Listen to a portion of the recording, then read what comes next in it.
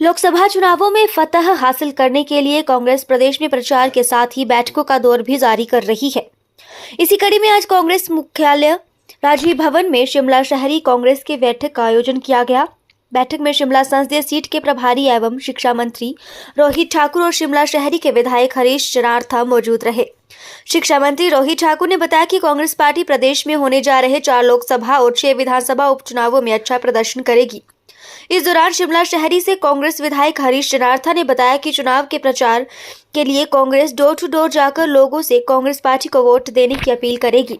हम लोग प्रदेश की सरकार द्वारा किए गए विकास कामों को लेकर लोगों के बीच में जाएंगे और जीत दर्ज करवाएंगे। अभी हमारे विधानसभा क्षेत्रों के कार्यकर्ताओं की मीटिंग हो रही है और इसी संदर्भ में हमारी शिमला शहरी के हमारे हरीश जनार्था जी, जो हमारे यहाँ के लोकप्रिय विधायक हैं, सभी पार्षदगण और समस्त आपके शिमला शहरी क्षेत्र के हमारे जो सीनियर कांग्रेस पार्टी के कार्यकर्ता, अग्रणी प्रकोष्ठों के सभी, चाहे उसमें महिला कांग्रेस की बात हो, सेवा दल की बात हो, युवा कांग्रेस, NSY, समस्त शिमला शहरी के हमारे सभी जो कर्मठ साथी हैं, उनकी बैठक। और इसमें निश्चित रूप में जैसे आपने नॉमिनेशन की बात की, उस बारे में तो अवश्य बात होगी और बढ़ चढ़ कर हमेशा यहाँ से कंट्रीब्यूशन, योगदान रहता है हमारी शिमला शहरी से। साथ ही साथ भविष्य में किस तरह से हमारे प्रत्याशी का माननीय मुख्यमंत्री सुखविंदर सिंह सुक्खू जी के कार्यक्रम जो हमारी शिमला शहरी इस लोकसभा चुनाव के मद्देनज़र होने हैं, इसके बारे में विस्तार से बात की जाएगी। मेयर साहब, डिप्टी मेयर,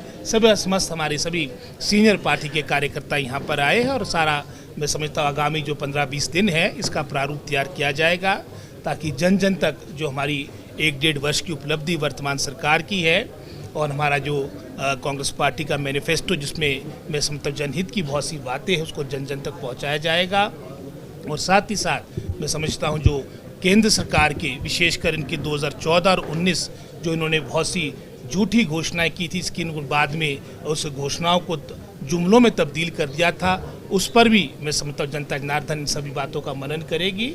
और हमें पूर्ण विश्वास है शिमला संसदीय क्षेत्र ही नहीं, समस्त हिमाचल प्रदेश की पार्लियामेंट सीट्स और जहाँ पर उपचुनाव 6 जगह हमारे हो रहे हैं, कांग्रेस पार्टी इसमें बहुत अच्छा प्रदर्शन करेगी, अधिकतर सीटों को जीतेगी। जानते हैं कि जहाँ तक छोड़ने की बात है, उसमें किस तरह से धन बल का प्रयोग किया गया है।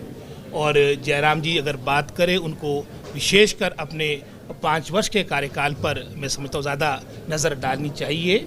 उनने चाहे उपचुनाव की बात थी 2021 में, वहाँ पर भी उनकी सत्ता थी, डबल इंजन की सरकार थी केंद्र में, प्रदेश में, उसके बावजूद भी चारों को निश्चित आपकी 2021 में हो गए थे। और 22 में भी आप जानते हैं कि वहाँ पर कितना अच्छा प्रदर्शन कांग्रेस पार्टी का रहा।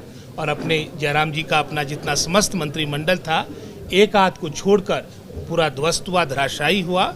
और पुनः मैं समझता हूँ 2024 में भी पार्लियामेंट और हमारे विधानसभा के उपचुनाव में कांग्रेस पार्टी बहुत अच्छा प्रदर्शन करेगी, अधिकतर सीटों को जीतेगी। है अवश्य 10 वर्षों से भारतीय जनता पार्टी का वर्चस्व हमारी लोकसभा शिमला संसदीय सीट में रहा है, लेकिन आप साथ ही साथ अगर विधानसभा की बात भी करेंगे शिमला शहरी की, यहाँ पर भी लगभग कोई 15 वर्ष से भारतीय जनता पार्टी के हमारे प्रत्याशी जीतते थे और इस दफ़ा बड़े अच्छे अंतर के साथ जनार्था जी जीते हैं।